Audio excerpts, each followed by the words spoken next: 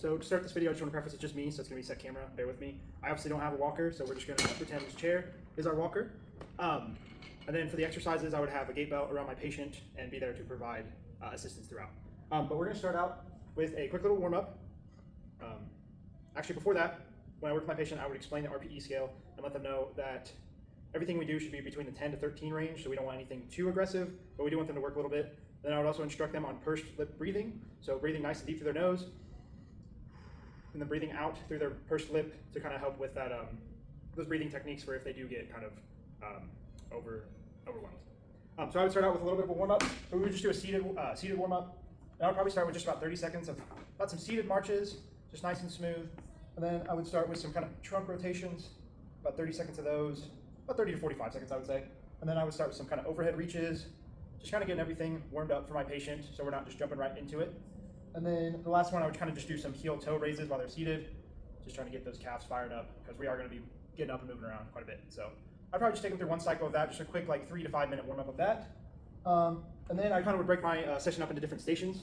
So to start out, I would just straight up start with ambulation. So let's pretend this is my walker here. So I would basically just walk them with the walker. I would have a chair or something available for if they need to sit at any point, but the goal would be to try to get them to walk 30 feet, min assistance, so I'd have a gait belt around them following them. 30 feet down, whatever they can do, but probably give them about a minute break in between, and we try to go through that about 4 cycles. So yeah, so 30 feet down, maybe rest for a minute, 30 feet back, and see if we can do that 4 times.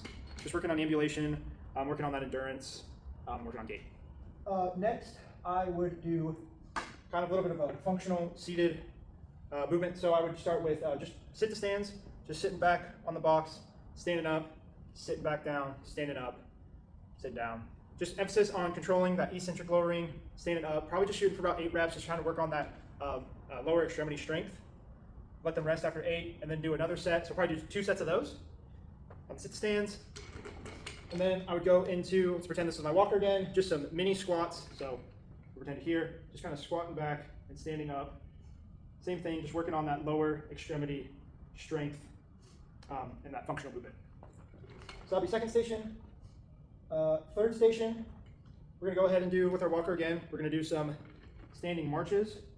So kind of working on a little bit of a balance, kind of working on just some functional mobility. Have them do those standing marches, probably for about 30 seconds or so, then let them rest and do it again, 2 cycles of those.